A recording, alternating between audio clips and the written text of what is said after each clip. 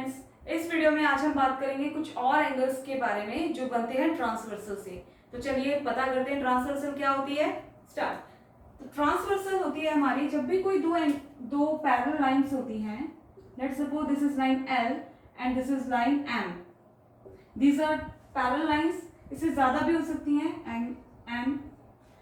जब भी इन लाइंस को, इन पैरेलल लाइंस को कोई एक लाइन काटेगी, let's suppose this line T, ये इन तीनों पैरेलल लाइंस को काट रही है, इसको हम बोलेंगे ट्रांसवर्सल। This is transversal.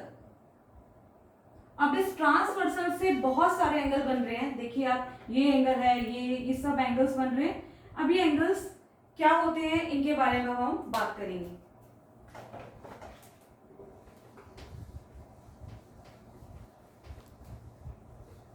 तो पहला हमारा आता है, नंबर 1 इज कॉरेस्पॉन्डिंग एंगल्स।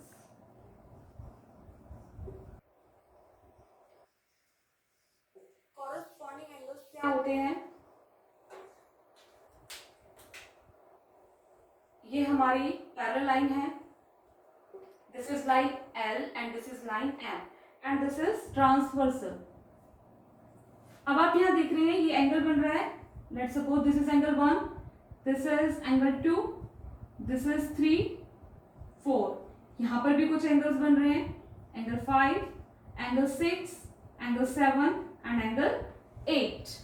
अब हम बात करते हैं ये वाला एंगल जो है, दिस एंगल, एंगल 1, जो इस पैरेलल लाइन L के ऊपर है और इस पैरेलल लाइन के ऊपर ये वाला एंगल है। और ये दोनों एंगल देखिए ट्रांसवर्सल के एक ही तरफ है, सेम साइड है, लेकिन ऊपर है। एंगल L के ऊपर ये और लाइन L के ऊपर ये वाला एंगल 1 एंड लाइन M के ऊपर ये वाला एंगल 5। इस तरह से एक ये वाला एंगल और एक ये वाला angle, this is angle 1 and this is angle 5। ये कॉरेस्पॉन्डिंग एंगल है। इसी तरह से एक आपको ये वाला एंगल दिख रहा है, एंगल 2, ये भी L लाइन के ऊपर है और ये एंगल 6, ये भी हमारा M लाइन के ऊपर है और ट्रांसवर्सल के एक ही तरफ है, इस तरह से। This is angle 2 and this is angle 6। ये कॉरेस्पॉन्डिंग एंगल्स हैं और ये इक्वल है। यहाँ पे हम बोल सकते हैं कि एंगल 1 इस एंगल 5 के इक्वल है and angle 2 is equal to angle 6 because of they are corresponding angles. अब इसी तरह से ये बात हुई हमारी लाइन के ऊपर वाले एंगल्स से। अब अगर हम बात करें ये लाइन के ये वाला एंगल, दिस इज एंगल 4 और दिस इज एंगल, ये वाला एंगल 8। ये लाइन L के नीचे है और ये वाला जो एंगल 8 है ये लाइन M के नीचे है और ट्रांसवर्सल के सेम साइड पे है, इस तरह से। ये वाला एंगल और ये वाला angle, this is angle 4 and this is angle 8। ये दोनों भी इक्वल होंगे, angle 4 will equal to angle 8। अब हम इसी तरह से इनका दूसरा पेयर ले लेते हैं। ये लाइन L है, इसके नीचे वाला ये वाला एंगल 3 और ये लाइन M है, इसके नीचे ये वाला एंगल 7 और ट्रांसवर्सल के इस तरफ। This is angle 3 and this is angle 7। तो एंगल 3 भी इक्वल होगा एंगल 7 के। ये सभी कॉरेस्पॉन्डिंग एंगल हैं। आई होप आपको समझ में आ गया होगा। नेक्स्ट करते हैं हम alternate interior angles।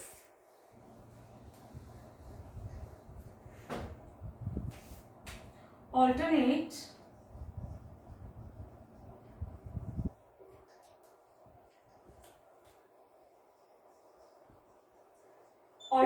interior angles।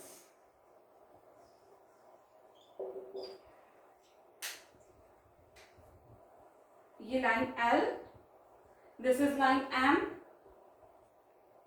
And this is transversal T। अब आप यहाँ पे देख रहे हैं एंगल बन रहे हैं, एंगल 1 है, एंगल 2, एंगल 3। पहले हम एंगल्स का नाम लिख लेते हैं।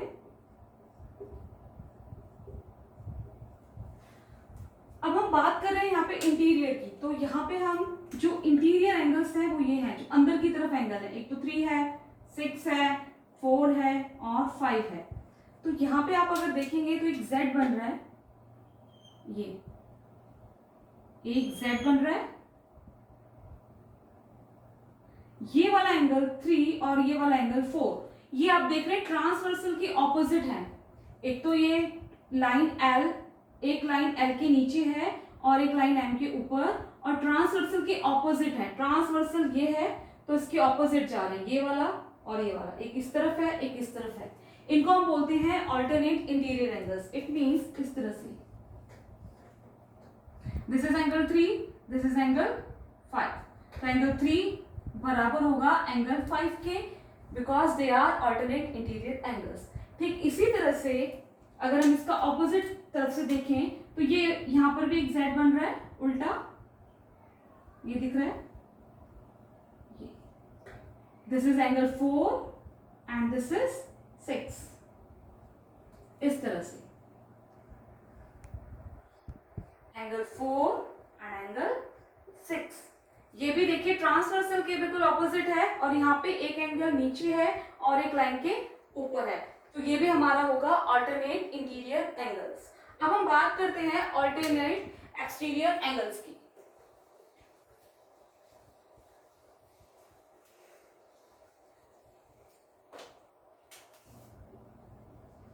I think this time is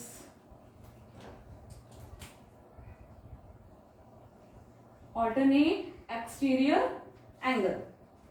फिर से हम बात कर लेते हैं, दो लाइंस पैरेलल ले लेते हैं, L and this is M and this is transversal T।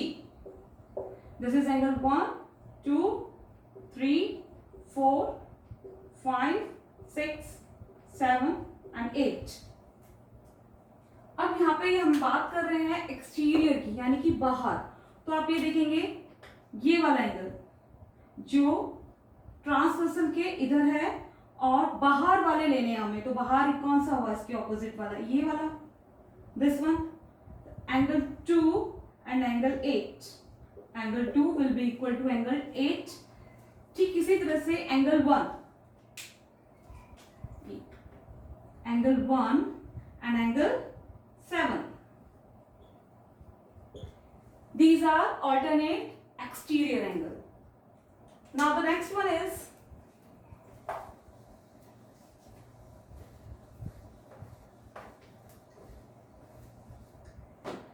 co-interior angle. Co-interior angles, या हम इसको बोलते हैं angle on the same side of the transversal, या हम उनको बोलते हैं angles on the same side of the transversal।